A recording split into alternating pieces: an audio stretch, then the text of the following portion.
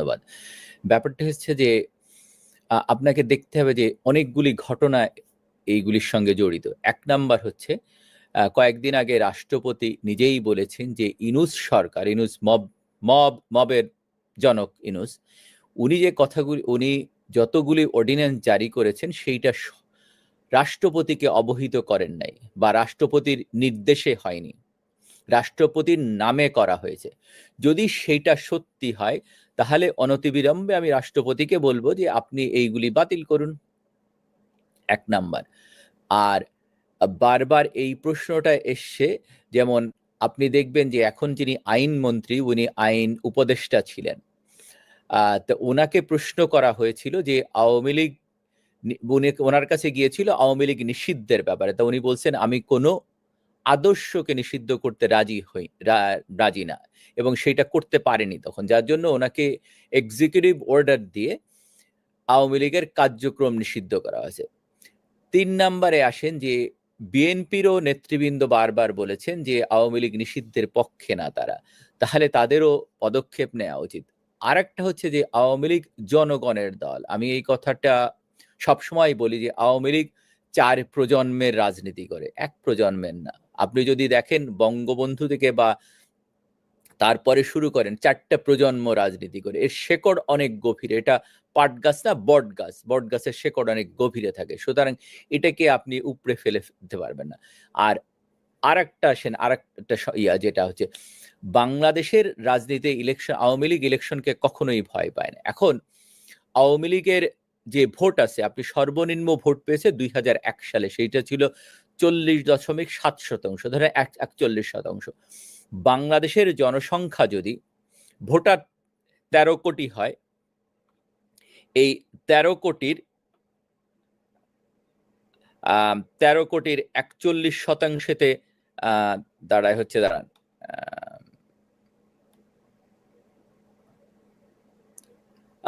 আপনার প্রায় ৫,৩৩,০০,০০০ মতো। তাহলে এই যে, আর যদি আমি শুধু ভোটার ধরলাম, বাকি তো জনসংখ্যা ধরলে প্রায় ১০ কোটির মতো, বা ৮ কোটির মতো, ৭.৫-৮ কোটি।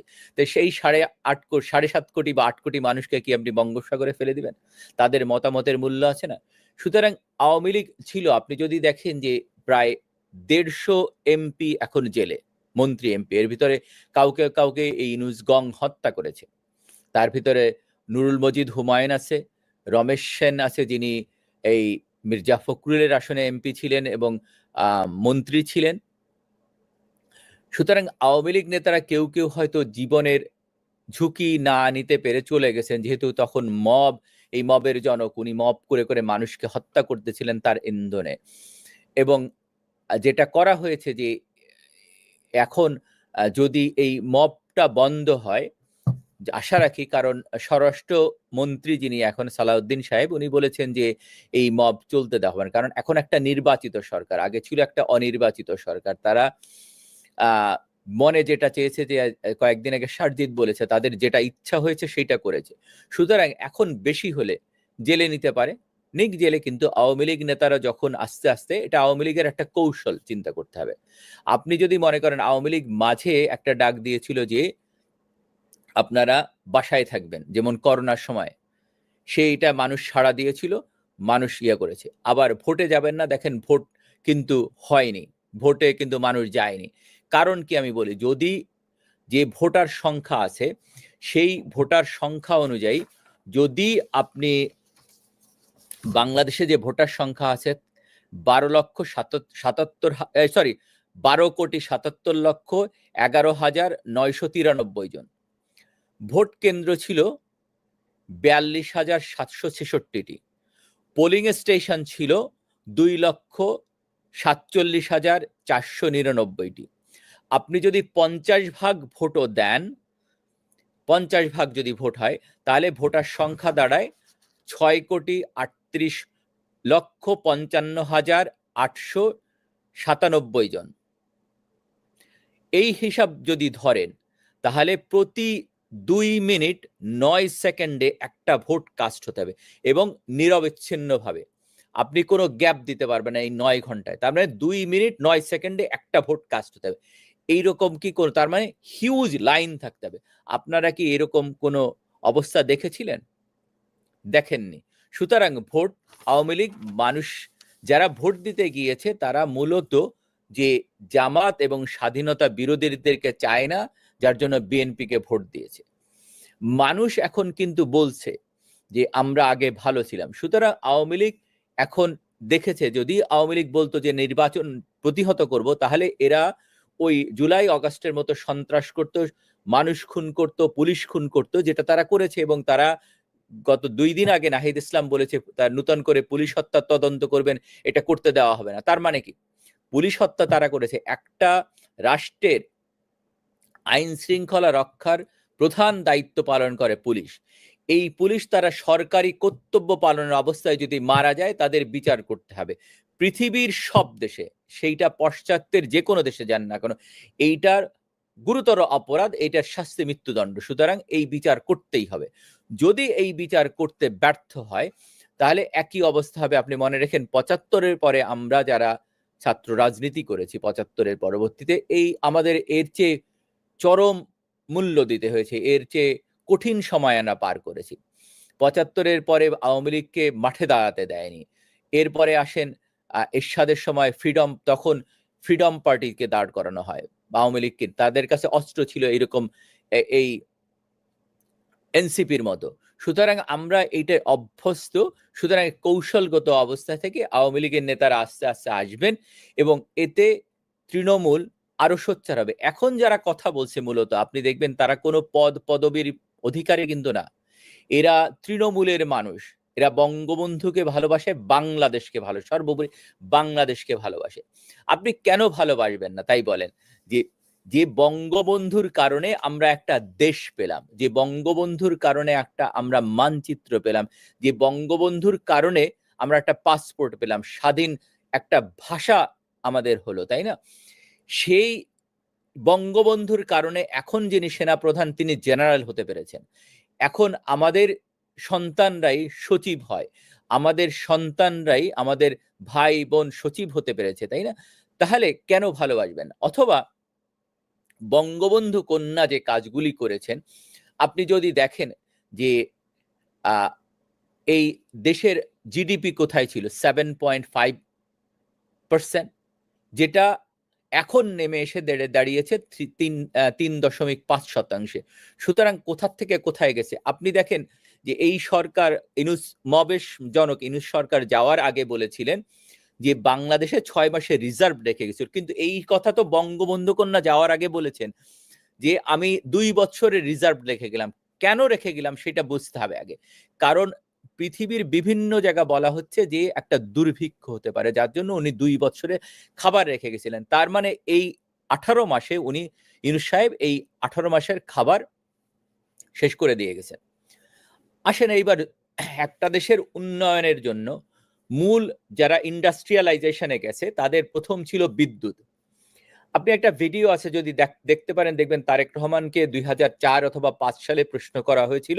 উনি এখন প্রধানমন্ত্রী, কিন্তু উনি তখন প্রধানমন্ত্রী না, উনি বেগম জিয়ার পুত্র।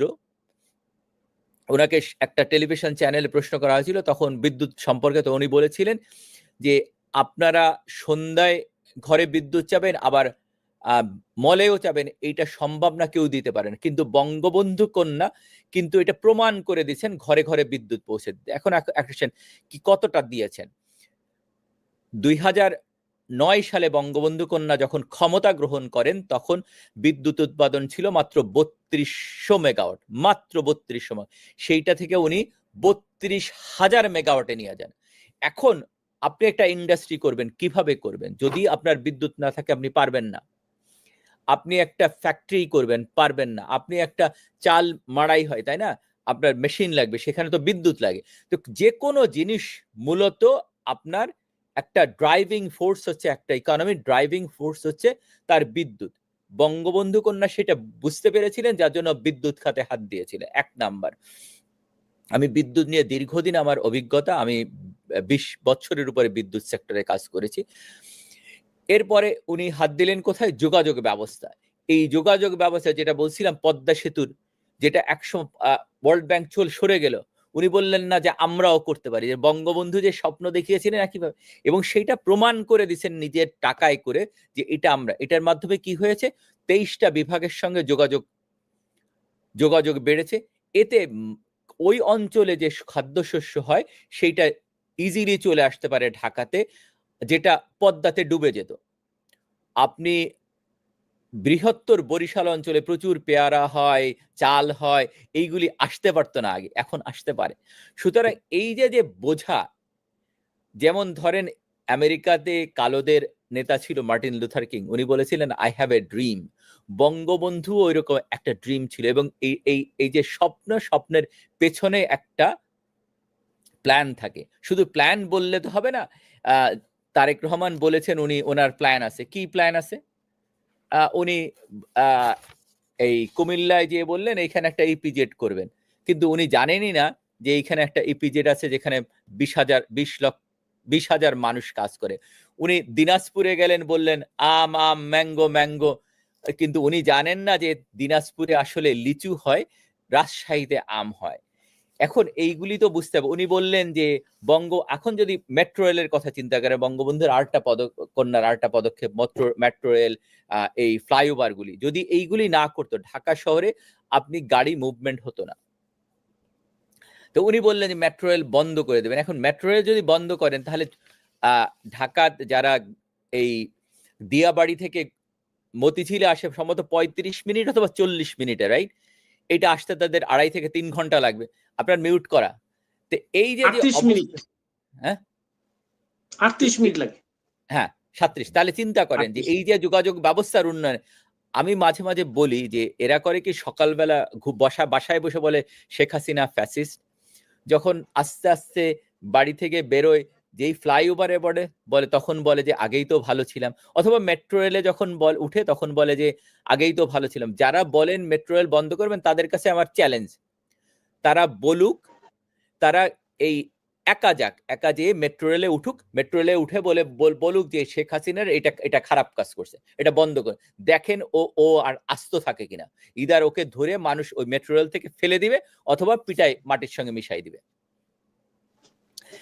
এই যে উনি বললেন যে উনি যদি বলতেন যে আমি মেট্রো রেলের সঙ্গে মনোরেল অ্যাড করব, যেখানে ন্যারো এরিয়া, সেই সরু জায়গা, সেই সব জায়গা, তাহলে এটা লজিক্যাল মনে হতো। উনি আর একটা বললেন 50 লক্ষ ফ্যামিলি কার্ড দিবেন, অথবা বঙ্গবন্ধু কন্যার নিভৃতে 1 কোটি ফ্যামিলি কার্ড দিয়েছিলেন, যাতে মানুষ বেঁচে থাকতে পারে টিসিবির মাধ্যমে। আবার উনি বললেন যে 50 কোটি গাছ লাগাবেন, তাহলে একদিনে 2,73,000 গাছ লাগাতে হবে। এটি কি সম্ভব? সেটা 24 ঘন্টা কাজ করতে হবে। আর যদি এতই গাছ লাগান, আপনার আবাদি জমি থাকবে? আসেন, উনি বলেছেন আবার খাল খনন করবেন। এই খাল খনন, যে খালে পরিমাণ বলেছেন, তাতে লজিক্যাল মনে হয় না। আবার দেখেন, উনি কয়েকদিন আগে বলেছেন যে বিদ্যুৎ জ্বালানি, এটা যদি করতে চান তাহলে আমের পুরা ঘন্টা লেগে যাবে আসলে কথা বলতে গেলে, বিদ্যুৎ, যেহেতু আমি বিদ্যুৎ। উনি বলেছেন, দেখেন মূলত উনি 3টা জিনিস বলেছেন। একটা হচ্ছে বিদ্যুৎ দ্রব্যমূল্য, আর একটা বলেছেন হচ্ছে সন্ত্রাস বোধহয় নাকি যেন, আইন শৃঙ্খলা। তো এই মূলত এই 3টা জিনিস যদি করতে চান, তাহলে পুলিশ হত্যা যদি বিচার না করেন, তাহলে এই আইন শৃঙ্খলা রক্ষা কিভাবে করবেন? যে পুলিশ এখন রাষ্ট্রের দায়িত্ব পালন, তাদের যারা হত্যা করলো তাদের বিচার করতে হবে না? সুতরাং এইগুলি বিচার করতে হবে। সুতরাং আওয়ামী লীগকে বাংলাদেশের জনগণই নিয়ে আসবে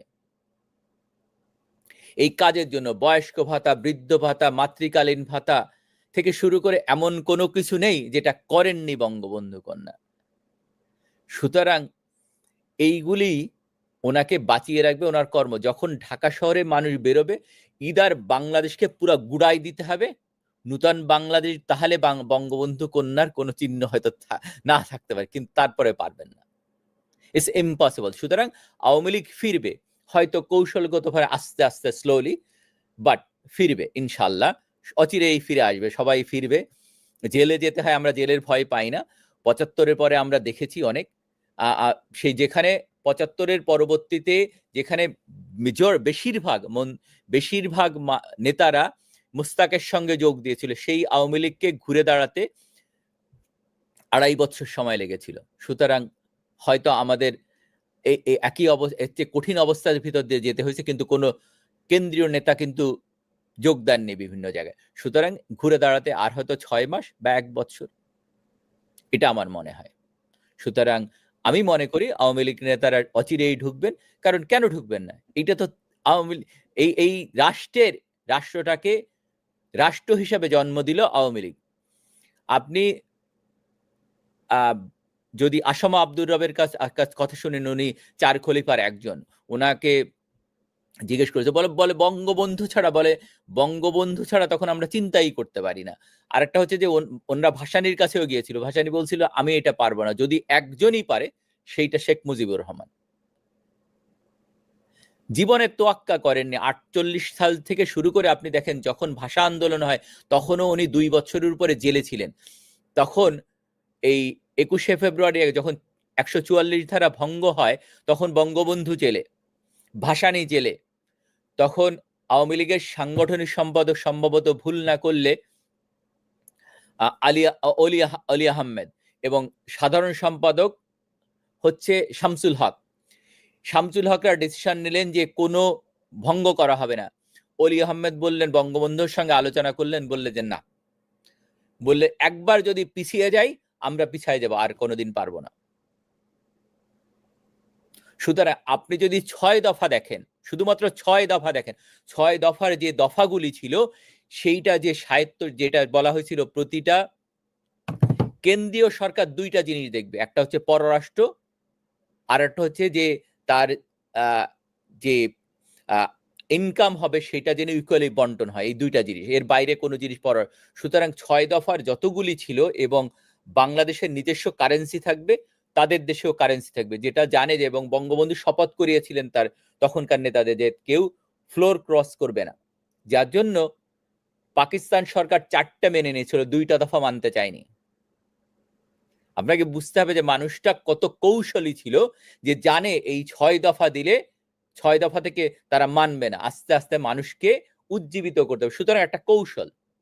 এটাও আপনি দেখেন, আমরা 52, তারপরে 54-তে আমরা যুক্তফ্রন্টের নির্বাচন, 62-তে শিক্ষানীতি, 66-তে 6 দফা, 69-এর গণ অভ্যর্থন, 70-এর নির্বাচন। সুতরাং আমরা ধাপে ধাপে এগিয়ে যাব। একবারে আওয়ামী লীগ নেতারা কখনো ফুট করে বেরোয় আসবেন, আস্তে আস্তে ধাপে ধাপে। সুতরাং এটা একটা কৌশল, আপনি যেটা দেখছেন একটা কৌশল, তারা আসবে ইনশাল্লাহ। ধন্যবাদ। জি, জিয়া ভাই, আমি রফিক ভাইয়ের কাছে আসি, যে রফিক ভাই আজকে জেল ফেরত সাবেক সচিব আবু আলম শহীদ খান মানচিত্রে একটা মন্তব্য করেছেন, যে কোনো সময় বাতিল হতে পারে আওয়ামী লীগের নিষেধাজ্ঞা। আপনি কি মনে করেন যে সরকার এখনই এমন একটা সিদ্ধান্ত নিতে পারে রফিক ভাই, এবং নিলে কোন লজিকে নিতে পারে? ধন্যবাদ মাসুদ ভাই, ধন্যবাদ জিয়া করিম ভাই, বড় ভাই, অনেকদিন ধরে দেখিও নাকি, আজকে একসাথে হইলাম। আসসালামু আলাইকুম। দেখেন, এই যে আপনার ওনার যে সাক্ষাৎকার দিল, এটা সাক্ষাৎকারটা আমি শুনছি। তবে এখানে একটা জিনিস এটা স্পষ্ট, ওনার কথাটা তো, ওনারা তো সচিব ছিলেন, ওনারা আইন কানুন সবকিছু জানে। যে অধ্যাদেশ দেওয়া হলো, এই অধ্যাদেশ তো এটা হলো নির্বাহী আদেশে দিয়ে হয়েছে, এটা তো কোর্ট থেকে দেওয়া হয়নি। কোর্ট থেকে তো কোর্টে আওয়ামী লীগের বিরুদ্ধে মামলাও হয় নাই যে আওয়ামী লীগকে নিষিদ্ধ করার জন্য। এটা নির্বাহী আদেশে আপনার করছে, এবং এই নির্বাহী আদেশের নিয়ম হলো যে এই যে সংসদ শুরু হইলো, এই সংসদের আপনার 30 কার্যদিবস বা 30 দিনের মধ্যে, আমি যতটুকু জানি, যেটা নিয়ে যদি কোনো আলোচনা না করে, এটা যদি সংসদে না উঠায়, অটোমেটিকলি বাতিল হয়ে যাবে। উনি কিন্তু বলছে তো অন্য ডাইরেক্ট না বলে কিন্তু এভাবে বলছে।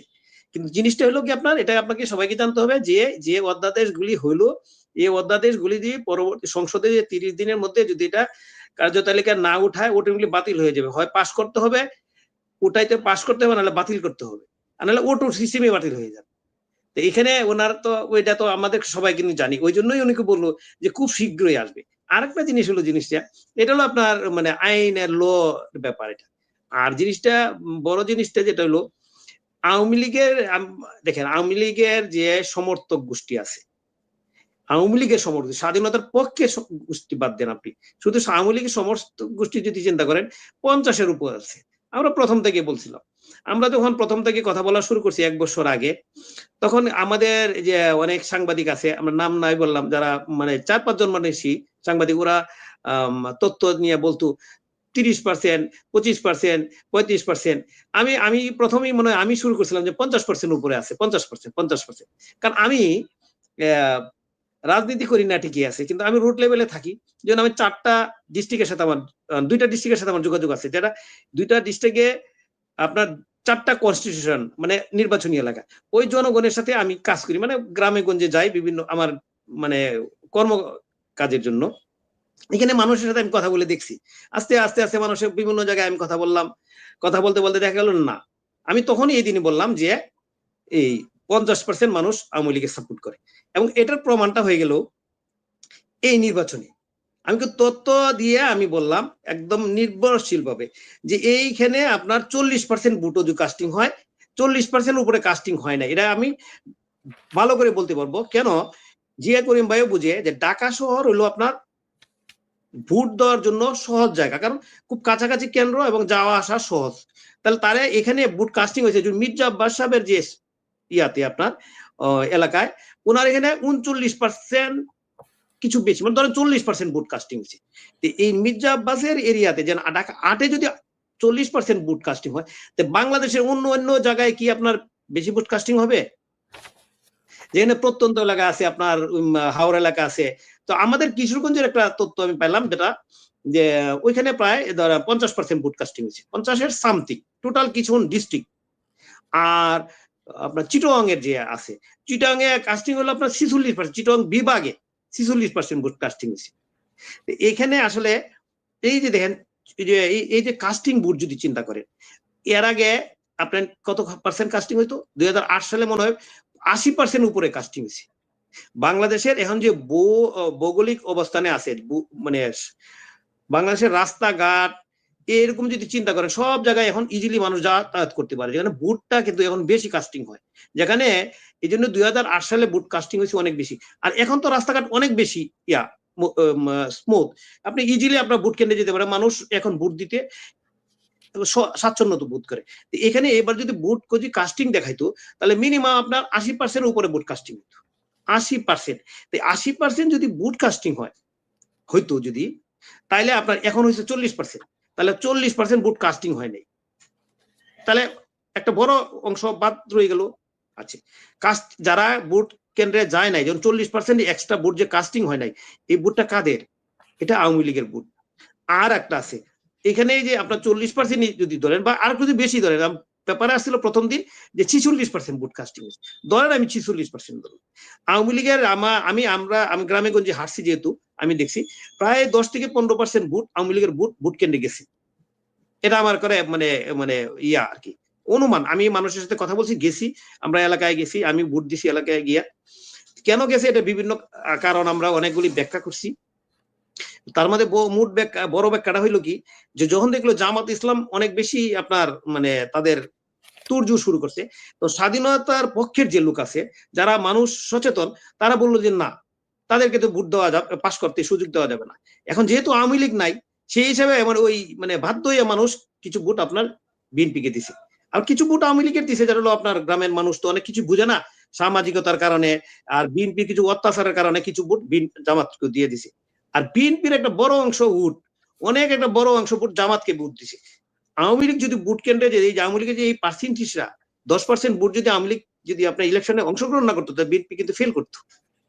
এখন আপনি আসেন, এই জিনিসটা বিএনপির সব নেতারা জানে, উপর থেকে শুরু করে যারা রাজনীতি করতেছে, যেমন এমপি হয়েছে, এমপি ভদ্রলোক তো জানতেছে যে এই আওয়ামী লীগের লোকরা আমার ভোট দিছে। এখন স্পষ্ট উনি যে, আমি কয়েকটা এলাকায় কথা বলতে পারবো, একজন এমপি নিজেই নির্বাচনের পরে এলাকায় ভিত্তিক যে বক্তব্য দেন, বলছে যে আওয়ামী লীগের ভাইদের প্রতি তার কৃতজ্ঞতা প্রকাশ করছে, কেন আওয়ামী লীগ তাকে ভোট দিছে, নাহলে সে ফেল করতে, সে নিজে স্বীকার করছে।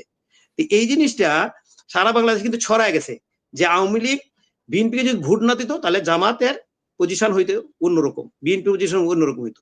এখানে যেটা আপনি বলছেন, যে এখানে ওই যে জিয়া করিম ভাই বললো যে আওয়ামী লীগের 75-এর ঘটনা, 75-এর পরে তো আমরাও দেখছি সবগুলি। আর এখনের যে সিচুয়েশন, আস্তে আস্তে আপনার আওয়ামী লীগ ফিরে আসবে, এটাই বাস্তবতা, এবং এটাকে ফিরে রাখার সুযোগ নাই।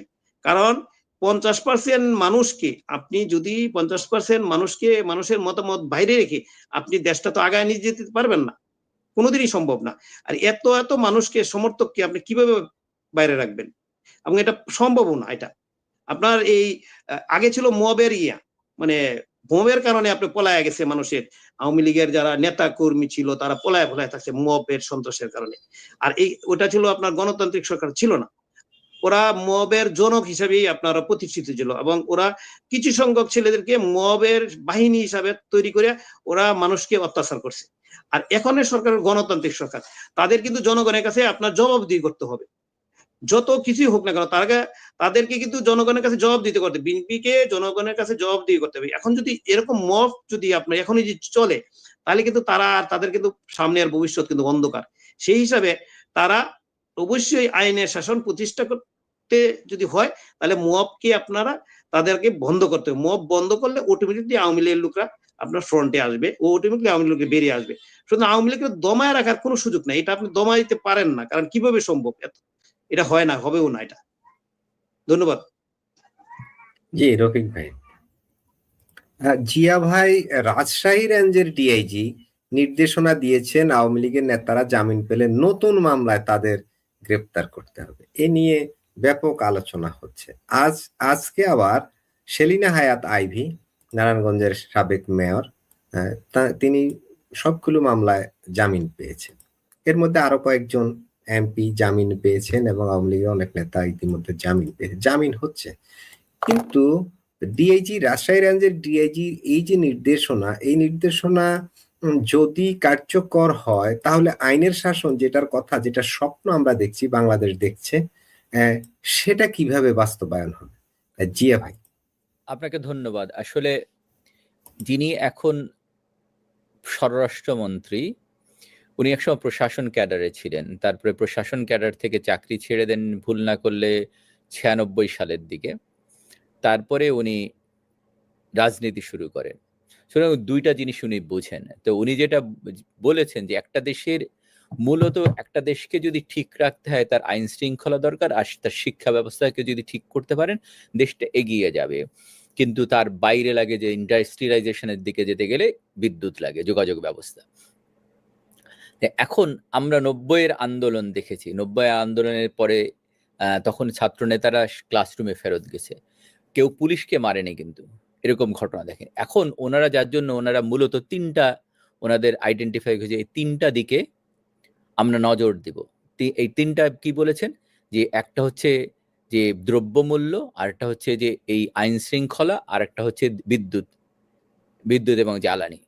এই তিনটাকে যদি তার মানে আপনি যদি এইভাবে মানুষকে গ্রেপ্তার করেন অথবা মব সন্ত্রাস করেন, এন্ড অফ দ্য ডে যে কোনো একটা অনির্বাচিত সরকারের চাইতে একটা নির্বাচিত সরকার 1000 গুণ ভালো। এই নির্বাচিত সরকার, এই সালাউদ্দিন আহমেদকেই জনগণের কাছে যেতে হবে, জনগণের ভোট চাইতে হবে, তখন কিন্তু জনগণ তাদের থেকে মুখ ফিরাই নিবে। কারণ হচ্ছে যে যদি জনগণের যে নিরাপত্তা বিধান না করতে পারে, তাহলে মানুষ এটা কিন্তু মনে রাখবে। আমি মাঝে মাঝে একটা জিনিস আমার মনে হয় যে আমার কাছে ছোটবেলায় শুনছিলাম যে মানুষের দুইটা জিনিস মনে থাকে, একটা হচ্ছে কাউকে মারলে, আর একটা হচ্ছে কাউকে খাওয়ালে। এই দুইটা জিনিস মানুষের মনে থাকে, কিন্তু দীর্ঘদিন মনে থাকে। তা আপনি যখন মারবেন বা মব সৃষ্টি করবেন, তখন কিন্তু মানুষের মনে লেগে থাকবে, যে মাথার ভিতরে থাকবে যে এই সরকারের সময় এরকম মব হতো। সুতরাং এই সরকারকে মানুষের নিরাপত্তা বিধান করতে হবে। আর একটা যদি আইনমন্ত্রী, যিনি যেটা একসময় অ্যাটর্নি জেনারেল ছিলেন, উনি যে কথাটি বলেছেন যে ওনার কাছে গিয়েছিল কিন্তু উনি রাজি হননি। সুতরাং আমার মনে হয় না যে এইগুলি করতে দিবে। এতে আরো বাংলাদেশের যে বাংলাদেশ তো এমনি ইউনূস সরকারের আমলে 50 বছর পিছিয়ে গেছে, এই 50 বছর থেকে আরো পিছিয়ে যাবে। মানুষে যেটা প্রিডিক্ট করা হচ্ছে যে সরকার, মানে বিদেশি যে কোনো জায়গায় যদি পড়েন, যে IMF অথবা ওয়ার্ল্ড ব্যাংকের যে রিপোর্টগুলি পড়েন, যে বাংলাদেশে একটা দুর্ভিক্ষ হতে পারে। সুতরাং এই দুর্ভিক্ষ থেকে বাঁচতে গেলে সবাইকে নিয়ে কাজ করতে হবে। এই প্রসঙ্গে আরেকটা জিনিস, যে এই যে পুলিশের যিনি বলেছেন তাকে ক্লোজ করা উচিত এবং তাকে জবাবদিহিতার আওতায় আনা উচিত। আরেকটা, যদি এই প্রোপাগান্ডা, বাংলাদেশের প্রোপাগান্ডা মেশিন আছে যারা সব সময় বলে ভারত ওই ভারত ওই, ঠিক আছে ভালো, আমিও ভারতের জিনিস কিনি না ভাই, কিন্তু আমি যখন একজনকে প্রশ্ন করলাম যে ভারত থেকে বিদ্যুৎ আনেন কেন, ক্যান্সেল করে দেন। ভারত থেকে চাল আনেন কেন, আনেন না। ভারত থেকে ডাল আনেন কেন, ভারত আমাদেরকে পেঁয়াজ দিচ্ছে না কেন, দরকার কি তাহলে আপনার, এনেন না। আপনি যদি না খান, আপনি যদি না আনেন, তাহলে ব্যবসায়ীরা আনবে? কখনোই আনবে না। এদের দেখেন, আপনি কয়েকদিন আগে দেখবেন যে রামপালে যে বিদ্যুৎ কেন্দ্রটা, সেখানে যে প্রধান হিসাবে যাকে নিয়োগ দেওয়া হয়েছে সে ভারতীয়। কেন দিলেন? এর আগে দেখানো হয়েছিল 26 লক্ষ ভারতীয় কাজ করে, একজনের নাম দেখেছেন? একজনের লিস্ট দিতে পেরেছে? গত সরকার একজনের, এই মবের জনক ইউনূস সাহেব একজনকে দিতে পেরেছে। আবার আমরা বলি যে ভারত বিরোধী ছিলাম, তো বলে যে ভারত এই কিলিং মিশনের সঙ্গে যুক্ত ছিল। যদি সেইটা সত্যি হয়, যদি সেইটা সত্যি হয়, তাহলে তো গত সরকার, যেটা ইউনূস সরকার, তারা তো তদন্ত করতো, তদন্তে একটা প্রতিবেদন বের করতো যে ভারত এই কিলিং এর সঙ্গে যুক্ত ছিল। সেটা তো করেনি বা পায়নি, বসে থাকতো? থাকেনি। সুতরাং এই যে প্রোপাগান্ডা মেশিন, যে আমার কথা হচ্ছে যে আপনার সহধর্মিনী যিনি আছেন, আপনি তার সঙ্গে আলাদা হয়ে যেতে পারেন, দুইজন দুই দিকে চলে যেতে পারেন, দুই জায়গায় বাস করতে পারেন, কিন্তু আপনি যে বাড়িতে বাস করেন, আপনার গ্রামে যে বাড়িটি আছে, সে তার প্রতিবেশীর সঙ্গে কিন্তু আপনি সরতে পারবেন না। আপনাকে ওখানে থাকতে হবে, সেও ওখানে থাকবে, দুইজনের শান্তিতে থাকতে হবে। এবং দুইটা দেশের আমাদের দরকার একটা শান্তিতে সৌহার্দ্যপূর্ণ অবস্থান। আপনার মাঝে মাঝে বলা হয় যে আওয়ামী লীগ ছেড়ে দিয়েছে ভারতকে, একটা প্রমাণ দিতে পারবে? এই পর্যন্ত আমরা যখন ইন্ডিয়া একটা চুক্তি বাতিল করলো, তখন জানলাম যে ইন্ডিয়ার বন্দর, স্থল এবং আকাশ পথ সব বিমানবন্দর ব্যবহার করে 36টা দেশে গার্মেন্টস এবং অন্য পণ্য বিভিন্ন 36টা দেশে যেত। এটা আওয়ামী লীগ সরকারের একটা ব্যর্থতা যে তারা প্রচার করতে পারে, ট্রান্সশিপমেন্ট যেটা। হ্যাঁ হ্যাঁ, তাহলে আমরা পেয়েছি। আবার বাংলাদেশের আয়তন কত বলেন? বাংলাদেশের আয়তন 1,44,000, মানে 55,000 আগে ছিল, এখন 57,000 বর্গমাইল। কেন হয়েছে? বর্গমাইল। হ্যাঁ, 57,000 কেন? 57,274 না কত 44 বর্গমাইল কেন হলো? বাড়লো কিভাবে? আপনি যে বঙ্গবন্ধু কন্যা, ছিটমহল সহ অন্য সমাধান এবং করে দিল, তার মাধ্যমে বাংলাদেশের আয়তন বেড়ে গেল, ইন্ডিয়ার আয়তন কমে গেল, ইন্ডিয়ার কনস্টিটিউশন চেঞ্জ করতে হয়েছে যার জন্য। আবার আসেন, এই ইন্ডিয়াকেই বঙ্গবন্ধু কন্যা কোর্টে নিয়ে গেছে সমুদ্র বিজয়ের জন্য, ছাড় দিল কোথায় বলেন তো? কোর্টে কে নিয়েছিল? কোন সরকার, আওয়ামী লীগ, এর আগে বিএনপি বলেন, জাতীয় পার্টি বলেন, এখনকার সরকার, ইউনিট সরকার কোর্টে নিতে পারছে? আওয়ামী লীগ সরকার বঙ্গবন্ধু কন্যা ঠিকই কোর্টে, আপনারা পানির হিস্সা পান নাই। আপনি দেখেন, যদি যে জিনিসগুলি বলা হয় মাঝে মাঝে, এগুলি মূলত ভুল তথ্য দিয়ে মানুষকে বোঝানোর চেষ্টা করা হয়। আর প্রোপাগান্ডা তো আছে, বট বাহিনী আছে। আপনি দেখেন যে এই হাদি একটা কল তৈরি করা হলো, হাদিকে হত্যা করার পর প্রথমে কার দিকে আঙ্গুলটা? একজন মুক্তিযোদ্ধা, উনি রাজনীতিবিদ কিন্তু মুক্তিযোদ্ধার দিকে। কারণ কিন্তু অথচ ওই আসনে যখন হাদির কি অবদান? হাদি কে? বাংলাদেশে তার কি অবদান? আজে বাজে গালি ছাড়া আর কি সে উপহার দিচ্ছে বাংলাদেশকে? সুতরাং এই দেখেন, তারপরে তার বট বাহিনী ছুড়ে দিল, সঙ্গে সঙ্গে শুরু করে গেল যে একে খুন করেছে। তারপরে দেখা গেল যে, এবং মির্জা আব্বাস এটার সঙ্গে জড়িত, দেখা গেল যে মির্জা আব্বাস, এবং বলা হলো সে ইন্ডিয়ায় পালিয়ে গেছে। সে তখন দুবাই থেকে বলল যে আমি তো দুবাইতে, এবং সে বলল যে এটার সঙ্গে আমি জড়িত না। এই যে প্রোপাগান্ডা মেশিন, অথবা একটা দেশে কয়েকদিন আগে আমরা যারা ধর্মে বিশ্বাস করি, আমি ধর্মভীরু মানুষ একজন ভাই, বলা আছে যে আমাদের ধর্মে দাজ্জাল আসবে না? দাজ্জাল আসবে। এই দাজ্জাল কি করবে? মানুষকে মিথ্যা প্রলোভন দেখাবে।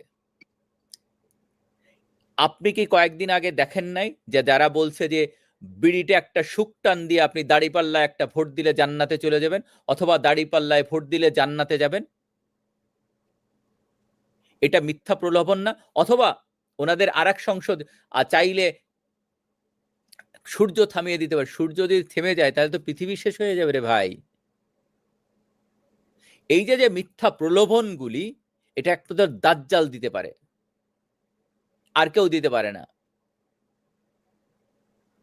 আল্লাহ সূরা আল ইমরানে আল্লাহ বলতেছে, কুলিল্লাহুম্মা মালিকাল মুলকি তুতিল মুলকা মান তাশা ওয়া তানজিলুল মুলকা মান তাশা ওয়া তুইজ্জু মান তাশা ওয়া তুদিল্লু মান তাশা বিয়াদিকাল খায়র ইন্নাকা আলা কুল্লি শাইইন কদির। আপনি যদি সেইটা বিশ্বাস করেন, আল্লাহই তো সমস্ত কিছুর মালিক, তাহলে আপনি যদি আল্লাহকে বিশ্বাস করেন, তাহলে আল্লাহ সমস্ত বিচারের দিন, শেষ বিচারের দিন কে করবে? আল্লাহ করবে। ভেস্তে দোজক কে সৃষ্টি করছে? আল্লাহ সৃষ্টি করছেন। তাহলে এরা কিভাবে বলতে পারে যে আপনি ভেস্তে যাবেন না দোজক, আপনি ইয়াতে ভোট দিলে ভেস্তে যাবেন? তাহলে এরা দাজ্জাল। সুতরাং এই মিথ্যা প্রলোভনে মানুষ যেন না পড়ে বিভিন্নভাবে। আবার দেখেন যে এই সরকারে যে যারা আছেন এখন, রফিকুল ইসলাম ভাই বলতেছিলেন যে মানুষে অনেকে ভোট দিয়েছে বিকজ অফ যে জামাত, যাতে স্বাধীনতা বিরোধীরা ক্ষমতায় না আসে। তারপরেও তারা এসেছে। আপনি যদি দেখেন নিলুফার ইয়াসমিনের কথা শুনেন, নিলুফার চৌধুরী মনির কথা, তা সে তো বলেছেন যে অনেক জায়গা আওয়ামী লীগ, অনেক জায়গা বিএনপি তাকে ছাড় দিয়েছে। শফিকুর রহমান হেরে গেছিল, সেখানে ছেড়ে দিতে হয়েছে, না হলে তারা আন্দোলনে নামবে মাঠে। তারা চাচ্ছিল একটা নির্বাচন হয়ে যাক। আমরা বারবার বলেছি নির্বাচন দিবে। কেন বলেছি? যদি এই কথা না বলি তাহলে নির্বাচন হবে না, তারা দীর্ঘস্থায়ী থাকবে। এটা একটা কৌশল। এই কৌশল বোঝার জন্য বিবেক বুদ্ধির দরকার। সেটা যদি কারোর বুদ্ধি হাঁটুতে থাকে তাহলে কিছু বলার নেই। আমরা এই কারণেই বলেছি যে যাতে নির্বাচনটা হয়, নির্বাচনটা হলে একটা নির্বাচিত সরকার আসে, এবং সেই সরকার অনেক কিছু করতে পারবে না। তাদের একদিকে যেমন ইনসাইড বা দেশের ভিতরে জনগণের কাছে জবাবদিহি করতে হবে, অন্যদিকে বহির্বিশ্বের কাছে জবাবদিহিতা করতে হবে। সুতরাং এই সরকার চাইলেই মব সৃষ্টি করতে পারবে না। এই সরকারকে মব বন্ধ করতে হবে। যদি না বন্ধ না করে, ইন্টারন্যাশনাল আন্তর্জাতিকভাবে এই সরকার প্রচন্ড চাপের মুখে থাকবে, সেটা পারবে না। সুতরাং ওই যারা বলছেন যে সমস্ত সেনাবাহিনী মানে পুলিশ বাহিনীর ভাইরা বলছেন, তাদের কাছে আমার একটা কথাই, যে আপনারা আগে পুলিশ হত্যার বিচার চান। আপনি একটা কথাই আছে যে প্রোটেক্ট ইউর ওন ব্রাদার। আপনি যদি আপনার নিজের ভাই, মানে যারা আপনার সঙ্গে কাজ করে, তারা আপনার ভাইয়ের চেয়ে বড়, তাদেরকে যদি রক্ষা করতে না পারেন, তাহলে আপনি দেশ রক্ষা করবেন কিভাবে? সুতরাং এই বিচারটা চান, যাতে পুলিশ হত্যার বিচার হয়। তাহলে অনেক জিনিসে বেরিয়ে আসবে 7.62 মিলিমিটার বুলেট কোত্থেকে আসলো। সুতরাং আমি মনে করি সালাউদ্দিন সাহেব হয়তো দেখবেন যে এই ডিআইজি কে আপনার সরিয়ে দিবে। আপনার মনে থাকা ঢাকায় যিনি এই মবের জনক ইউনূসের সময় ডিআইজি ছিলেন, উনি বলেছেন যে গুলি করার জন্য পুলিশকে কোনো নির্দেশ দেওয়ার প্রয়োজন হয় না। বলেছেন না? বলেছিলেন। সাজ্জাদ আলী। হ্যাঁ, কারণ কি বলেছিলেন? কারণ হিসেবে তাদের বইতে আছে। আর এই বইটা কোথার থেকে আসছে? এই পার্লামেন্ট তাদেরকে অনুমোদন দিয়েছে। তাদের যে বইটা পার্লামেন্ট, তাহলে এই বই পুরা চেঞ্জ করে ফেলতে হবে। কারণ যখন তাদের জীবনের নিরাপত্তা হুমকি স্বরূপ হবে, তখন তারা গুলি করতে পারে। আপনাকে আরেকটা জিনিস চ্যালেঞ্জ, যারা দেখছেন, অনেকে বট বাহিনীর অনেকে কমেন্ট করছে, তাদেরকে বলি, যখন আপনার মনে আছে যখন এই নূর হোসেনকে হত্যা করা হয়, তখন পুরা এরিয়া রক্তে বন্যায় ভেসে গেছিল। তারা বলে আবু সাইদকে নাকি পুলিশ গুলি করে হত্যা করে। তাহলে আবু সাইদকে যখন চ্যাংদোলা করে নিয়ে যাচ্ছিল, আপনি ভিডিও ফুটেজ গুলো দেখেন তো একটা রক্তের দাগ দেখাতে পারেন কিনা? দেখাতে পারবেন না, আমি চ্যালেঞ্জ দিয়ে বললাম। এবং আবু সাইদের বাবা বলেছে তাকে পিছন দিয়ে, পুলিশ তো পিছন দিয়ে গুলি করে নাই। আবার যিনি ইনভেস্টিগেটিভ অফিসার তার বলছে তার গায়ে কোনো গুলির দাগ ছিল না, তাহলে তার বাবার কথা বিশ্বাস করবেন না এই বট বাহিনীর কথা বিশ্বাস করবেন, যারা যারা মানুষকে ধোকা দেয় দজ্জালের মতো? সুতরাং আপনাকে দেখতে হবে যে আবু সাইদকে সুপরিকল্পিতভাবে হত্যা করা হয়েছে। যেমন হত্যা করা হয়েছিল, আমি একটা জিনিস অনেক দিয়ে, বেগম জিয়াকে সুপরিকল্পিতভাবে হত্যা করা হয়েছে, সুপরিকল্পিতভাবে এবং তীক্ষ্ণভাবে হত্যা করেছে। কেন বলছি আপনাকে খোলসা করে দেই।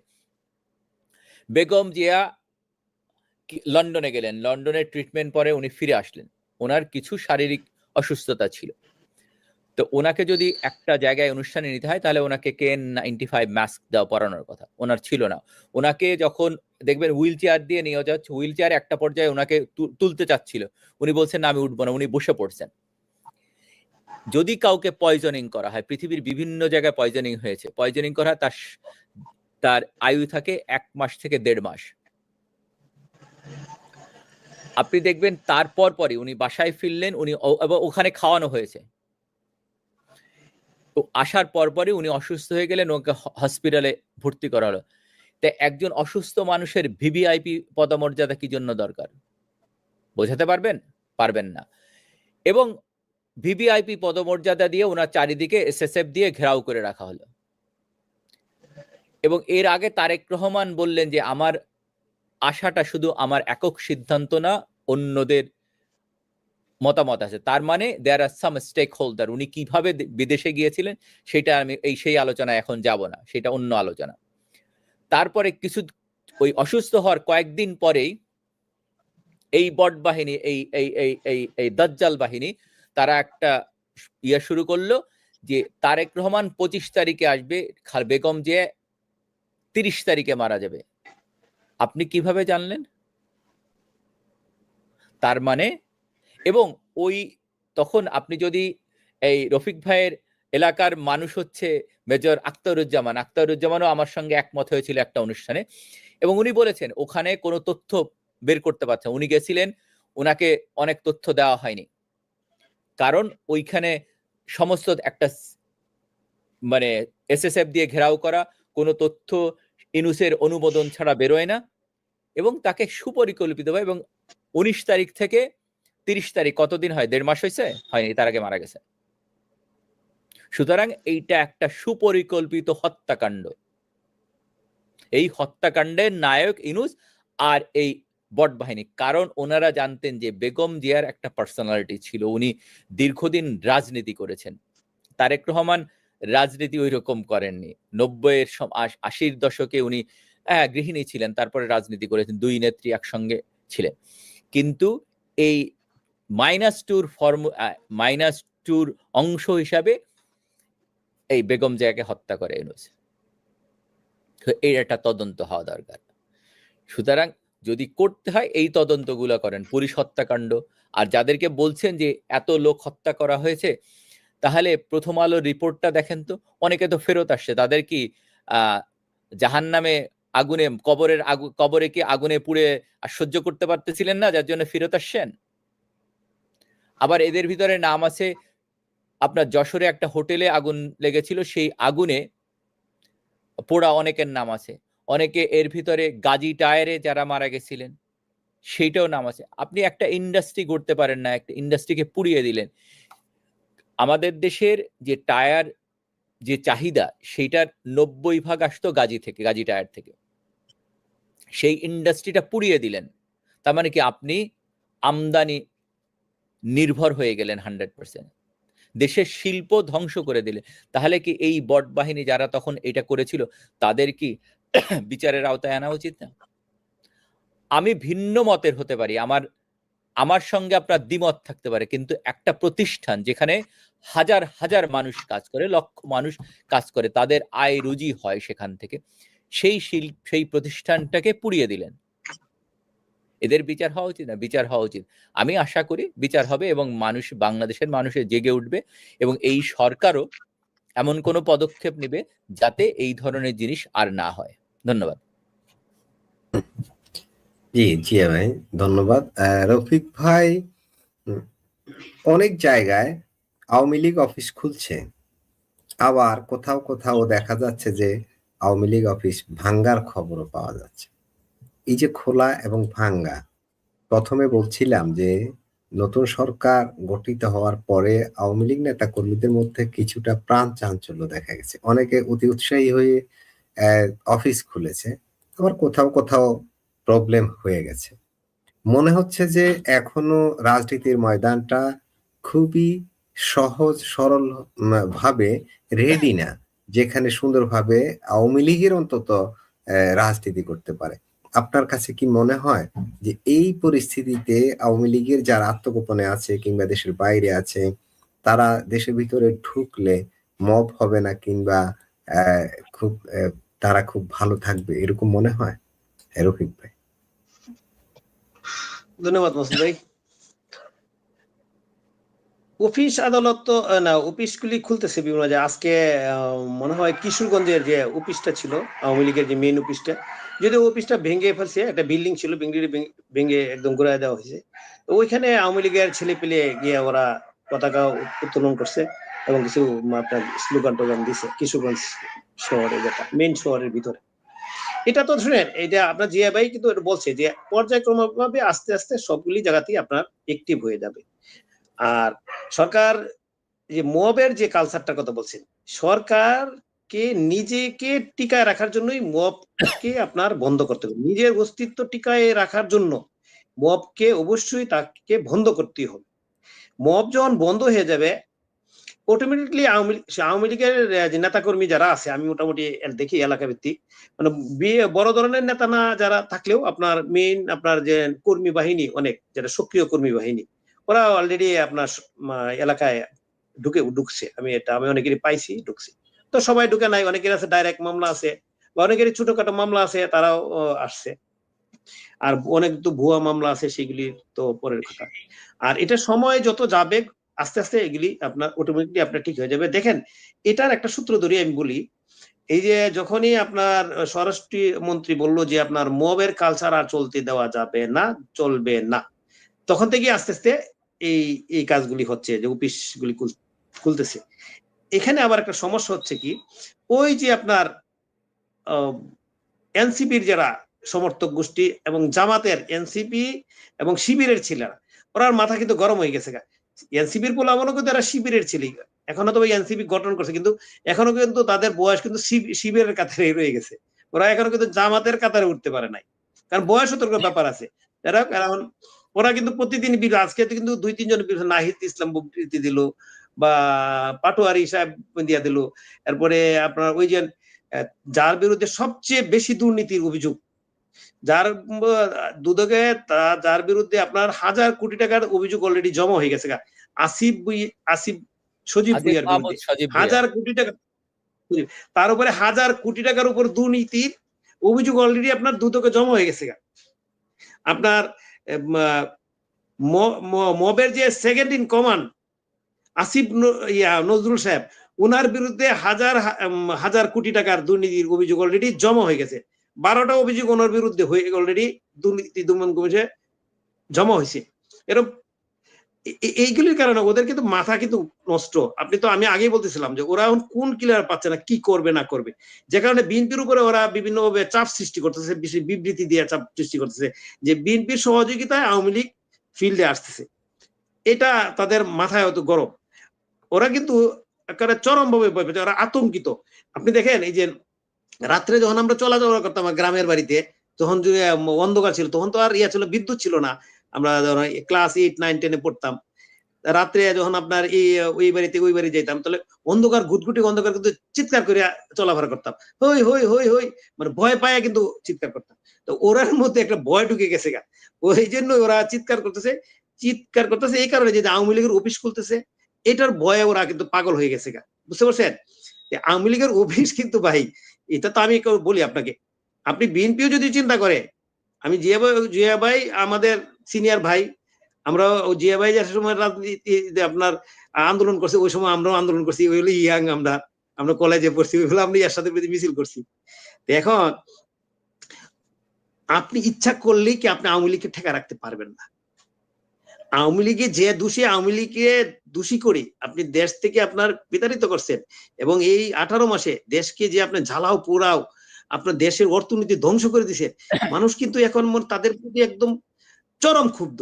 আপনি চরম ক্ষুব্ধ, আপনি গ্রামে গঞ্জে হাঁটলে আপনি বুঝতে পারবেন। আপনি কি এমনিতে কিন্তু মানুষ 50%-এর উপরে ভোট ইয়ার আওয়ামী লীগের পক্ষে চলে গেছে না। আওয়ামী লীগ যখন হয়েছে, আপনার পতন হয়েছে, ওই সময় আওয়ামী লীগের সমর্থন ছিল 20%-ও ছিল না, 20% নিচে ছিল জিয়া ভাই। আওয়ামী লীগের সমর্থন ওই সময় 20% নিচে ছিল। আওয়ামী লীগের যারা মানে সমর্থক ছিল, ওরা আওয়ামী লীগ বিরুদ্ধে চলে গেছিল, বিভিন্ন কারণে চলে গেছে। এখন ওই লোকগুলি কিন্তু আবার ফেরত আসে। ইভেন শুধু আওয়ামী লীগের সমর্থক কিন্তু 50% নাই, কিন্তু বেসিক্যালি আওয়ামী লীগকে এখন মানুষ পছন্দ করছে 50-60% মানুষ। যদি তাই না হয়তো ভোটের পার্সেন্টেজ ভিন্ন হইতো কিন্তু, জি ভাই। জি জি। এখন ওদের বড় প্রবলেম যে আওয়ামী লীগ কিন্তু ফিরে আসতেছে, এটা ফিরে আসবে, এটা আপনি ইচ্ছা করলে বিএনপি যদি চিন্তা করে যে ওকে আটকে রাখবো, এটা সম্ভব না। যদি বিএনপি, আমার যেটা মনে হয়, আমি ওই দিনও বলছিলাম, যে ভাই আমার সাথে একমত হয় কি না বলতে পারবো না, বর্তমান প্রধানমন্ত্রীর বয়স কিন্তু 60, জি ভাই। 40 বছর 42 বছর বয়সের ইয়াং ব্রেন আর 60 বছরের ব্রেন কিন্তু একরকম না। যে ভাই আমাদের ব্রেন এখন কিন্তু কোল, আমরা ইচ্ছা করলে অনেক কিছু সহ্য করি। তা আমার যে বিশ্বাস, তারেক জিয়া এই এই ভারত স্থিরতা ওনার মধ্যে আসছে। আমার কাছে যখন আন্দোলনের সময় উনি বিবৃতি দিত, আমি এগুলো ওনার পছন্দ করতাম না, ওনার বক্তব্যগুলো আমি শুনতাম, আমি মাঝে মাঝে শুনতাম, আমার বিরক্ত লাগতো। কিন্তু এই দেশে আসার পরে এবং প্রধানমন্ত্রী হওয়ার পরে উনি যে বক্তব্যগুলি দিচ্ছে, আমার কাছে আমি পজিটিভ মনে হচ্ছে। তো উনিও ওনার বয়স হয়েছে, উনাকে যদি এই দেশের মানুষের কাছে জনপ্রিয় করতে হয়, উনার যদি মানুষের মনে যদি ওনার দিলে গাঁথতে হয়, উনাকে অবশ্যই এই মব সন্ত্রাসকে বন্ধ করতে হবে। মব সন্ত্রাস বন্ধ হইলে অটোমেটিকলি আওয়ামী লীগ ফিরে আসবে। আওয়ামী লীগকে ফিরে রাখার কোনো সুযোগ নাই ভাই। অর্ধেক মানুষ দেশে গেলে তাকে আপনি আটকে রাখবেন কিভাবে? কোনো সুযোগ নাই, এটা হইতে পারে না। আপনার ওই আর কয়েকদিন গেলে এই যে দেখেন মব সন্ত্রাস বন্ধ ঘোষণা করছে স্বরাষ্ট্রমন্ত্রী, এরপরও দেখেন তার লোকেরা 2 জায়গায় মব 3 জায়গায় মব করছে, মব করার সাথে সাথে শাস্তিও দিছে। যেমন আপনার বরিশালের আইনজীবী সমিতির সভাপতি, তারা কিন্তু অ্যারেস্ট করা হয়েছে, জেলে আসছে। আমাদের কিশোরগঞ্জে মিটামইনে এই এক যুব দলের নাকি মানে বিএনপির সভাপতি এক ইউনিয়নের, সে অনেক গাছ কাটছে, তার বাড়িতে যেতে পারে না, ওই জন্য তার কিন্তু অ্যারেস্ট করা হয়েছে, জেলে আছে। এটা নিয়ে কিন্তু অনেকে আলোচনা করতেছে। তার মানে কি, তারেক জিয়া তার নিজের রাজনৈতিক অস্তিত্ব টিকানোর জন্য এবং ভবিষ্যৎ তার মানুষের মনে তার গাঁথার জন্য তাকে অবশ্যই মব বন্ধ করতে হবে। আপনি শেখ হাসিনাকে আপনি একটা দিয়ে আপনার বিতর্কিত করতে পারবেন কি, উনি নির্বাচনগুলিরই সুন্দরভাবে দেয় নাই, এই কথাই তো। এই কথা এর বেশি তো আর কিছু বলতে পারবেন না। উন্নয়নের কথা বলতে পারবেন? বাংলাদেশে যে উন্নয়ন হয়েছে, এটা তো আপনি হয়তো আমরা উদাহরণ দিই, যে রুমিন ফারহানা বলছে যে আমি যে বরিশাল গেছিলাম, আমি রাজশাহী গেছিলাম, আমি ওদিক গিয়ে আমার মাথা নষ্ট হয়ে গেছে, ওই বিদেশের মতো মনে হইলো।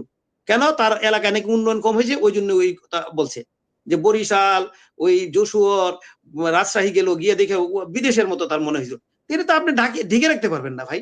আপনি মেট্রো রেল ঢেকে রাখতে পারেন, ঢাকার ফ্লাইওভার ঢেকে রাখতে পারবেন, পদ্মার সেতুকে ডেকে রাখতে পারবেন, আপনার যমুনা রেল সেতুকে ডেকে রাখতে পারেন, ভৈরবের double bridge, double rail line bridge এবং আলাদা বিকেলি বন্ধ, চোখ বন্ধ করে রাখতে পারবেন। আপনি বাংলাদেশ কোথায় যেতে চান? এখন আমি ঘুরে আসছিলাম পাহাড়ি এলাকায়, মানে ওই যে আপনার দুর্গাপুর থেকে আপনার সুনামগঞ্জ পর্যন্ত পাহাড়ি সাইড দিয়া যেভাবে আমি গেছি, ওইখানে পাহাড়ের থেকে ধরেন সীমানা থেকে ধরেন 100 গজ পরে, মানে সীমানা থেকে 100 গজ সাথেই হলো আমাদের বাংলাদেশের হাই স্কুল, 4 তলা 5 তলা বিল্ডিং, প্রাইমারি স্কুল 2 তলা বিল্ডিং। ওই এলাকায় তো আপনি মানে আমি তো চিন্তাই করতে পারিনি যে ওখানে এরকম রাস্তাঘাট বা ওরকম আপনার বিল্ডিং হয়েছে। আপনি এই যে সারা বাংলাদেশের এই হাই স্কুলগুলি, প্রত্যেকটা হাই স্কুল হচ্ছে 3 তলা 2 তলা বিল্ডিং, এমন কোনো আছে যা নাই? যে আমরা যে সময় লেখাপড়া করছে, আমরা যখন লেখাপড়া করছি এই সময় আপনার টিনের ঘরও ছিল না, টিনের ঘর থাকলে বেড়া ছিল না, হাই স্কুলের টুল ছিল না, টুল ছিল ভাঙ্গা। এগুলি কি আমরা এগুলি কি মানুষ মুছে দিতে পারবে? আপনি এই যে আন্দোলন করছেন, কয়টা ইউনিভার্সিটি ছিল বাংলাদেশে? কয়টা ইউনিভার্সিটি ছিল সেটা কয়টা ইউনিভার্সিটি আমরা হাতে গোনা? রাজশাহী, ঢাকা, জাহাঙ্গীরনগর কৃষি বিশ্ববিদ্যালয়, বুয়েট, আর ইঞ্জিনিয়ারিং ছিল 3টা ইঞ্জিনিয়ারিং কলেজ, খুলনা, 3টে রাজশাহী, ইঞ্জিনিয়ারিং কলেজ ছিল, হ্যাঁ, হ্যাঁ, চিটং, এবং ছাত্র ভর্তি কুমিল্লা, নিত মাত্র, না কুমিল্লা ইঞ্জিনিয়ারিং কলেজ ছিল, 3টা ইঞ্জিনিয়ারিং কলেজ, এর বাইরে কলেজই তো বলছি, হ্যাঁ, 180 জন করে নিত। এখন কত হাজার ভর্তি করে দেখেন প্রতিটা ইউনিভার্সিটি। 50,000 55,000 ইউনিভার্সিটি এখন বর্তমানে আপনার ওই যে পাবলিক ইউনিভার্সিটি আপনার সিট 55,000। এরপরে প্রাইভেট বিশ্ববিদ্যালয়ে যে সুযোগ করে দিল, এটি কোথায় থেকে আসলো? আবার আর একটা আসেন, প্রতিটা ডিস্ট্রিক্টে 1-2টা ছাড়া প্রতিটা ডিস্ট্রিক্টে একটা মেডিকেল কলেজ করলো, যেখানে আমরা 50 জন মেডিকেল স্টুডেন্ট ভর্তিছে, বাদ দিলে মেডিকেল স্টুডেন্ট বাদ দিলাম, কিন্তু ওখানে চিকিৎসা তো পাচ্ছে। প্রত্যেকটা আপনার জায়গা থেকে মেডিকেল কলেজ হচ্ছে ডিস্ট্রিক্টে, মনে হয় প্রায় 64 ডিগ্রির মধ্যে 50 হয়েছে। প্রতিটা বিভাগে, প্রতিটা জেলায় একটা বিজ্ঞান ও প্রযুক্তি বিশ্ববিদ্যালয় হয়েছে। এখন এগুলি তো আপনি এগুলি মুছে দিতে পারবেন না।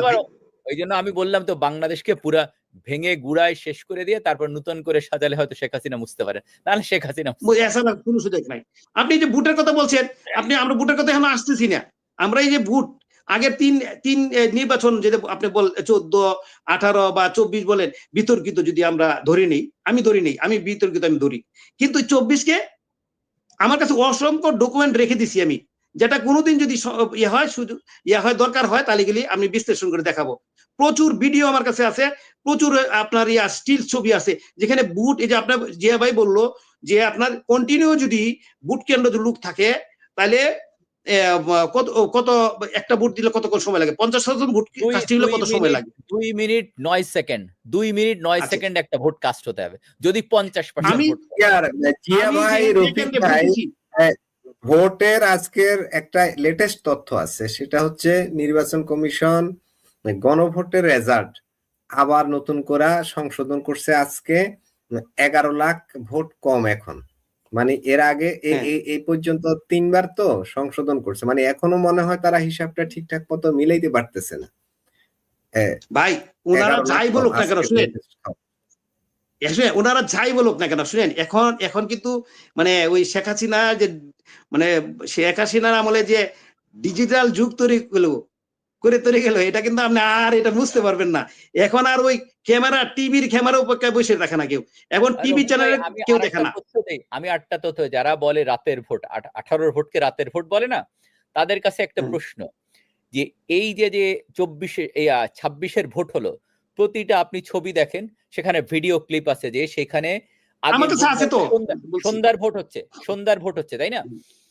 কিন্তু এটা বলতে পারবেন না এটা 18-র, কারণ হচ্ছে যে এখানে 2টা ব্যালট পেপার ছিল, একটা ছিল হানা, সেটা পিঙ্ক কালারের, সুতরাং আপনি বলতে পারেন। আরেকটা হচ্ছে, তাহলে এইরকম ভিডিও দেখান তো 18 সালে দেখাতে পারেন কিনা, চ্যালেঞ্জ দিয়ে বলতেছে পারবেন না, তাহলে রাতে ভোট হলো। আমি যেটা বললাম, এগুলি শুনে ওইগুলি ভোটের তো আলোচনা ভবিষ্যৎ হবে, এই জন্য বলছি। আমার কাছে ভিডিও আছে, অনেক ক্লিপ আছে, অনেকগুলি ভিডিও আছে আমার কাছে, যে আপনার পুরো ভয়ে সিল মারা, কোনোটার মধ্যে পাওয়া গেছে ধানের শীষে পুরো বই শিল মারা, কোনোটা পাওয়া গেছে জামাত ইসলামের দাঁড়িপাল্লায় শিল মারা, পুরো বইটা শিল মারা, এরকম দেখাইতেছে। আবার ওই ঘুরায় ঘুরায় দেখাচ্ছে আপনার উল্টায়। আর আমি 2টা আমি করছিলাম, আমি 2টা নিজে ভিডিও করছিলাম আমার কেন্দ্রেতে। আপনি একটা সময় একটা ভিডিও করছিলাম, ঠিক একটা, কোনো লুক নাই। আবার 3টা 25-এ একটা ভিডিও করছি, এটাও দেখলাম কোনো লুক নাই। সাধারণত আমরা যেটা দেখি, গ্রামের বাড়িতে ভোট হইলে সকালে একটা 11টা পর্যন্ত, একটা 12টা পর্যন্ত একটা ভোটের একটা চাপ থাকে, এরপরে 2টা 2:30টার দিকে একটু কমে যায়, এরপরে 2:30টা 3টার দিকে মানুষের এমন চাপ পড়ে, এবং একদম লাস্ট পর্যন্ত আপনার ভোট কেন্দ্র হয়।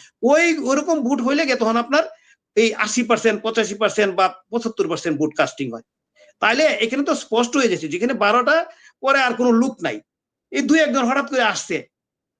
আমি তো নিজে 11টার সময় ভোট দিচ্ছিলাম, তখন আমার সামনে 2টা ছেলে, পিছনে 2টা ছেলে, এই হলো আমরা 5 জন, আর পাশের সারিতে এরকম 5-6 জন লোক ছিল, আর কোনো লোক নাই।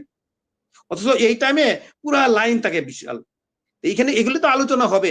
আর ওনাদের এই যে মনি, নিরুপমার মনি যে এমপি ছিল সাবেক বিএনপির, ও তো মনি তো আসলে পুরাই অনেকগুলি কেন্দ্র কথা করে স্পষ্ট ব্যাখ্যা করে বলেছে, নাহিদ ইসলামের কথা বলছে, আপনার এই যে ডাক্তার শফিক সাহেবটা বলছে, এবং আরো অনেকগুলি কথা বলছে, এইগুলি স্পষ্ট বলছে। আরেকটা জিনিস আমি আরেকদিন বলছি, এই যে সাব্বির মুস্তফা, বিবিসির যে আপনার ছিল, মানে বাংলা বিভাগের প্রধান ছিল, উনি নিজে সাক্ষাৎকার দিছে, আমি নিজে শুনছি, যে উনি যে কেন্দ্রে গেছিল মোহাম্মদপুরে, ওইখানে উনি যে ধরনের ভোট হয়েছে, ওনার কাছে মনে হইলো না যে এই যে বলছে যে 40 বা এরকম সামথিং এরকম বুট হইতে পারে।